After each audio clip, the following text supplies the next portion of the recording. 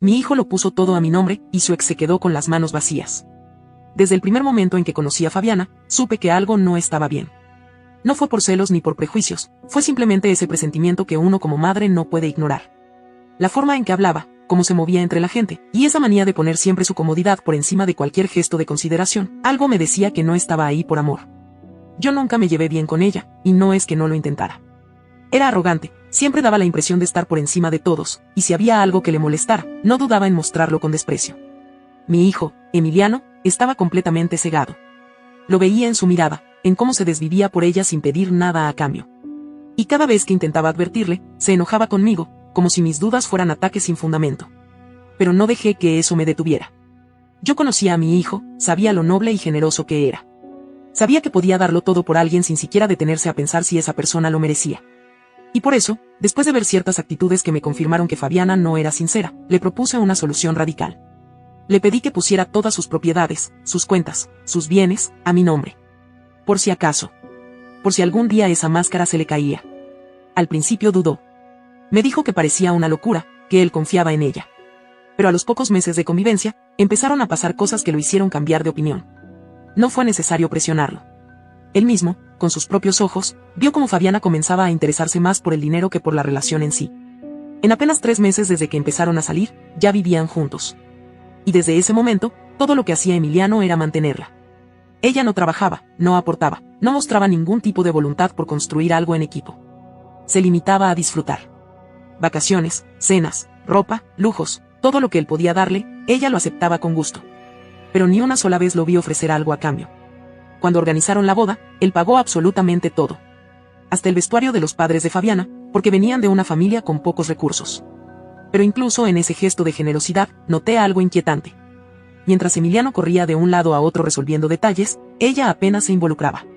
Daba órdenes, pedía cosas costosas, pero no se ensuciaba las manos. Yo observaba todo en silencio, tragándome las palabras. Pero por dentro, ya sabía que esto no iba a terminar bien.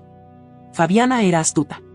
Siempre encontraba la manera de mantenerse al margen de las obligaciones, pero metía las manos cuando se trataba de dinero. Recuerdo una cena familiar en la que, sin ningún pudor, cuestionó en voz alta cómo administraba Emiliano sus finanzas.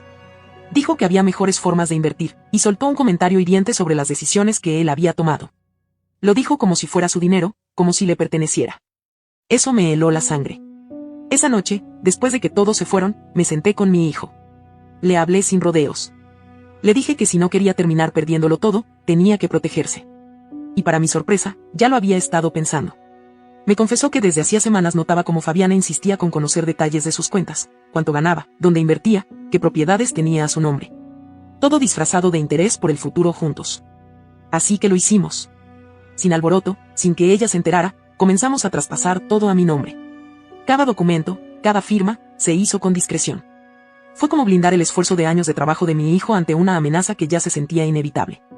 Mientras tanto, Fabiana seguía comportándose como siempre, altiva, exigente, distante. No mostraba cariño genuino, ni compromiso real. Pero Emiliano, aun con todo lo que había hecho para protegerse, seguía aferrado a la idea de que el amor podía más. Era como si no quisiera aceptar que ella nunca lo amó de verdad. Y entonces pasó lo que, en el fondo, ya sabíamos que iba a pasar. Después de 2 años de matrimonio, Fabiana le pidió el divorcio. Sin escándalos, sin lágrimas. Solo se sentó frente a él y le dijo que había conocido a alguien más. Que quería rehacer su vida. Pero también dijo, con una seguridad que solo da la codicia, que se quedaría con la mitad de todo lo que él tenía. Ahí fue donde Emiliano le dijo la frase que lo cambió todo: no tengo nada a mi nombre. Ella no lo entendió al principio. Creyó que era un truco. Pero cuando lo repitió, con una sonrisa serena, Fabiana comprendió lo que significaba. Todo lo que alguna vez quiso tener, se le había escapado de las manos. La reacción fue inmediata. Tomó un plato de la mesa y lo arrojó al suelo con violencia. Los vidrios estallaron contra las baldosas como si anunciaran el derrumbe de su castillo de ambiciones. Gritó, insultó, acusó a mi hijo de haberla utilizado. Pero no hubo lágrimas reales, solo rabia. Una rabia que nacía del fracaso de su plan. Prometió venganza. Juró que no iba a quedarse sin nada. Que esos 2 años no habían sido en vano. Su rostro, desencajado, ya no escondía nada. Todo lo que yo siempre supe de ella estaba ahí, al descubierto. No era amor, nunca lo fue. Era codicia. Era interés. Y aún así, mi hijo no perdió la calma. Se quedó sentado, en silencio, viendo cómo todo se derrumbaba frente a él, pero sabiendo que esta vez, estaba preparado. Después de esa escena de furia descontrolada, Fabiana salió dando portazos, con los ojos llenos de odio y el orgullo destrozado. Esa fue la última vez que la vimos en casa. Pero no sería la última vez que intentaría salirse con la suya. Los días siguientes fueron una pesadilla. Primero llegaron las indirectas en redes sociales. Publicaciones donde lo acusaba de ser un farsante, un estafador, alguien que le había prometido el cielo para luego dejarla en la ruina. La gente comentaba sin saber nada, muchos tomando partido por ella sin conocer la verdad. Era evidente que lo estaba haciendo para dañar su imagen, como si eso pudiera compensar lo que no pudo conseguir por las buenas. Después vino lo más inquietante. Una noche, Emiliano encontró su carro rayado con insultos. Palabras como ladrón y desgraciado estaban talladas en la pintura con una rabia brutal. No tuvimos dudas de quién había sido. Nadie más tenía ese nivel de odio contenido. Días más tarde, alguien lanzó piedras contra las ventanas de su departamento. El susto fue enorme, pero por fortuna él no estaba allí en ese momento. Fue la gota que colmó el vaso. Con ayuda de su abogado, tramitó una orden de restricción. No quería llegar a ese punto, pero Fabiana había cruzado todos los límites. Cuando ella recibió la notificación de la restricción, su respuesta fue aún más perturbadora. Una madrugada, mientras dormíamos, escuché golpes en la puerta principal. Eran fuertes, desesperados, como si alguien quisiera tirarla abajo. Me levanté con el corazón latiéndome en los oídos. Al asomarme por la ventana, la vi. Estaba empapada bajo la lluvia, con el maquillaje corrido, gritando mi nombre como una loca. Sal, no voy a dejar que me arruinen la vida. No abrí. Me quedé quieta, en la penumbra, observándola desde la ventana mientras sus gritos se volvían cada vez más inestables. Era como si estuviera en trance, fuera de sí. Golpeaba la puerta, maldecía, amenazaba, hasta que después de casi una hora, se marchó. Pensé que con eso se calmaría, que tal vez aceptaría de una vez que todo había terminado. Pero no. Todavía tenía una carta más bajo la manga. Y esa fue, sin duda, la más baja. Una tarde, Emiliano me llamó desde la oficina. Su voz sonaba tensa. Me dijo que Fabiana se había presentado con un abogado y que aseguraba estar embarazada. Dijo que esperaba un hijo suyo y que, por ese motivo, le correspondía una parte de sus bienes. Él estaba tan sorprendido que ni siquiera sabía qué responder. Yo, del otro lado del teléfono, cerré los ojos con fuerza. Me senté en la cocina en completo silencio, escuchando mientras me contaba todo. Le pregunté qué había dicho él. Me respondió que intentó razonar, que le pidió que no jugara con algo tan serio. Pero ella no cedió. Dijo que tenía dos opciones, darle lo que le correspondía o enfrentarse a una demanda por manutención, incluso antes de que el bebé naciera. Lo que Fabiana no sabía era que Emiliano ya se había asesorado legalmente sobre posibles escenarios, y ese era uno de ellos. Con toda la serenidad del mundo, le respondió que estaba de acuerdo. Que harían una prueba de ADN. Fue como si el tiempo se detuviera. Por un segundo, me dijo, su expresión cambió. De la seguridad pasó al desconcierto, luego al pánico. Pero se recompuso rápido, como si intentara seguir actuando. Sin embargo, ya estaba claro que su historia no tenía sustento. Su reacción fue tan infantil como predecible. Tomó un vaso de agua y se lo arrojó a la cara. Luego salió corriendo de la oficina entre gritos y amenazas, prometiendo que no sería el final. Que no se rendiría tan fácil. Y no se rindió. Días después, Emiliano recibió una demanda formal. Fabiana lo estaba llevando a juicio. Alegaba que, tras 2 años de matrimonio, tenía derecho legal a la mitad de todo. A pesar de no haber contribuido con nada, pese a no tener un solo bien a su nombre, estaba convencida de que podía torcer la ley a su favor. El día que llegó la notificación, estábamos desayunando juntos. Mi hijo abrió el sobre y leyó en silencio. Luego soltó una risa amarga. Nos está demandando, dijo, y me extendió el papel. Yo lo leí y solo negué con la cabeza. No sentí rabia, ni frustración. Lo que sentí fue lástima. No por nosotros, sino por ella. Por la forma en que estaba arrastrándose hacia una meta imposible. Era evidente que el fracaso la había consumido por dentro. En el juicio, Fabiana apareció con ese aire de seguridad que siempre había usado como escudo. Llevaba un vestido sobrio, pero caro. Se había arreglado como si de eso dependiera su victoria. Y en el estrado, lloró. Lloró como si de verdad hubiera sido una víctima. Después de 2 años de matrimonio, me abandonó con las manos vacías, dijo, con la voz temblorosa. Yo estuve a su lado, lo apoyé en todo, y ahora me deja sin nada. No tengo dónde vivir. Él me prometió una vida juntos. Cada palabra era una mentira construida con precisión. Sabía exactamente qué decir, cómo decirlo, qué gestos usar para parecer la mujer herida y traicionada. Pero nada de eso era verdad. Cuando le tocó el turno al abogado de Emiliano, todo cambió. Presentó los documentos que demostraban que él no tenía bienes a su nombre. Cada propiedad, cada cuenta, había sido transferida legalmente antes del matrimonio. Mi cliente no posee ningún bien registrable ni capital monetario en su nombre, dijo con voz firme. Todo lo que la demandante reclama no pertenece legalmente al señor Emiliano, por lo tanto, no hay base para esta demanda. El juez asintió. Revisó los papeles. El rostro de Fabiana cambió por completo. Primero fue incredulidad. Luego, confusión. Finalmente, ira. Su abogado la miró sin saber qué hacer. Ella se levantó de golpe, casi tirando la silla. Esto es una trampa, me debe algo, no puede salirse con la suya. Señorita, siéntese, ordenó el juez con voz seca. Pero Fabiana no lo hizo. Comenzó a hiperventilar, se llevó las manos a la cabeza, murmuraba cosas que nadie entendía. Sus lágrimas, esta vez, ya no eran parte de ningún espectáculo. Eran reales. Eran de frustración. De saber que había perdido. Y fue entonces cuando el juez dictó sentencia. La demanda quedaba desestimada. No había bienes, no había base legal, no había nada que pudiera hacer. Nada. Cuando escuchó la sentencia, Fabiana se desplomó en el asiento como si le hubieran quitado el aire. No quedaba rastro de la mujer segura y arrogante que había entrado al juzgado esa mañana. Su rostro se desfiguró en una mezcla de llanto, impotencia y rabia mal contenida. Emiliano no dijo una palabra. Se levantó con calma, recogió sus documentos y salió del lugar sin mirar atrás. Sabía que no había nada más que decir. Afuera, apenas cruzando la puerta, Fabiana lo alcanzó. Lo empujó. Lo insultó. Desgraciado, le gritó, aferrándose a su brazo como si pudiera aferrarse también a la vida que había perdido. Esto no se va a quedar así, tú me lo debes todo. Él la miró a los ojos, con una mezcla de lástima y decepción. Desde el primer día, esto no fue amor para ti, Fabiana, le dijo con una voz que no buscaba herir, sino cerrar una historia. Tú querías lo que tenía, no a quien soy. Y ahora te das cuenta de que nunca tuviste nada. Ella cayó de rodillas ahí mismo, en plena acera. La gente pasaba y miraba, pero nadie se detenía. Nadie la ayudaba. Era una escena incómoda, pero también simbólica. Una mujer que se había quedado sin aliados, sin excusas, sin justificación para todo el daño que intentó causar. Pensamos que ese sería el final. Que, con la derrota tan evidente y pública, Fabiana desaparecería. Y durante un tiempo, así fue. No supimos nada más de ella. Sus redes sociales desaparecieron. No respondió a llamadas, no volvió a presentarse. Era como si se hubiera esfumado.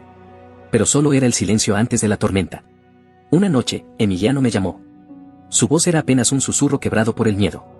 Mamá, ella está en el hospital, me dijo. Tardó varios segundos en poder continuar. Intentó quitarse la vida. Me congelé. No supe qué decir. A pesar de todo lo que había hecho, lo que había provocado, lo que había intentado destruir, esas palabras me sacudieron hasta lo más hondo. Nos enteramos de que su vecina había escuchado un golpe seco en el departamento. Al no obtener respuesta cuando tocó la puerta, entró por la fuerza y la encontró inconsciente, con un frasco de pastillas vacío junto a la cama. Gracias a esa vecina, pudieron salvarla. Fuimos al hospital. No porque queríamos que regresara a nuestras vidas, sino porque entendíamos que, detrás de toda esa ambición, seguía siendo una persona rota. Y nadie merece caer tan bajo sin que alguien, al menos, la mire con humanidad. Cuando llegamos, la encontramos recostada en una cama, con la mirada perdida en el techo. Ya no quedaba nada de la mujer elegante que usaba su imagen para manipular. Estaba pálida, demacrada, con el cabello enredado y las manos temblorosas. Nos vio entrar. No dijo nada de inmediato. Pero cuando reconoció a Emiliano, apenas murmuró. ¿Por qué viniste? Él no titubeó. Se acercó a la cama y le respondió con una sinceridad que solo da el haber sobrevivido a tanto. Porque, a pesar de todo, no quiero verte así. Una lágrima resbaló por la mejilla de Fabiana. Cerró los ojos con fuerza y apretó los labios. Yo solo quería una vida mejor, susurró, casi sin voz. No quería volver a la pobreza. No después de haber probado lo que era tenerlo todo. Yo me acerqué, la miré sin juicio, sin rencor. Y le dije lo único que era necesario decir. Pero nunca lo tuviste. Porque todo lo que intentaste tomar no era tuyo. Ni por amor, ni por derecho. Fabiana asintió, sin decir nada más. Fue un gesto breve, pero sincero. Por primera vez en todo ese proceso, no discutió, no se defendió. Solo dejó salir un sollozo ahogado, como si todo por fin se estuviera desmoronando, de verdad. Pasaron algunos días. Le dieron el alta. Nos enteramos de que se fue a vivir a otra ciudad. No volvimos a saber de ella. Se desconectó de todo. No dejó rastros. No sabemos si cambió, si entendió, si simplemente huyó de sí misma. Y en el fondo, tampoco importaba. Porque mientras Fabiana se perdía en las sombras de su ambición rota, Emiliano comenzó a reconstruirse. No fue inmediato. Le tomó tiempo volver a confiar, a mirar hacia adelante sin cargar la culpa de haber sido engañado. Pero lo hizo. Y un día, sin buscarlo, el destino lo sorprendió. Se conocieron en un evento empresarial. Ella se llamaba Valeria. No era como Fabiana. No usaba su apariencia para manipular, ni su encanto para obtener beneficios. Tenía una mirada firme, una voz serena, y una actitud que no pedía permiso para brillar. Había construido su empresa desde cero, sin padrinos, sin atajos. Lo que tenía, lo había ganado a pulso. Pero lo más impresionante de todo no era su éxito, sino su manera de mirar a Emiliano. Lo veía de verdad. No por lo que podía ofrecer, sino por lo que él era en esencia. Poco a poco, él volvió a sonreír. A confiar. A caminar sin la carga del pasado sobre los hombros. Y lo mejor de todo es que no lo hizo solo. Valeria caminó a su lado con la misma fuerza con la que había enfrentado el mundo por sí sola. Y juntos construyeron algo real. Se casaron 1 año y medio después. La boda fue hermosa. Íntima. Elegante sin exceso. En un viñedo rodeado de colinas, con el cielo completamente despejado, como si el universo quisiera bendecir esa nueva historia. No fue ostentosa ni pensada para impresionar, sino profundamente sincera. Recuerdo que, cuando vi a Valeria caminar hacia él, con los ojos brillando y una sonrisa que parecía iluminarlo todo, supe que esta vez era diferente. Que esta vez sí era amor. Amor de verdad. Después de la boda, tomaron una decisión que nos tomó a todos por sorpresa, dejar todo atrás y mudarse a Dubái. Querían empezar de cero, lejos de las sombras del pasado, en un lugar donde todo lo que construyeran fuera verdaderamente suyo. Y lo lograron. Emiliano expandió su empresa tecnológica hasta convertirla en una de las más influyentes del sector.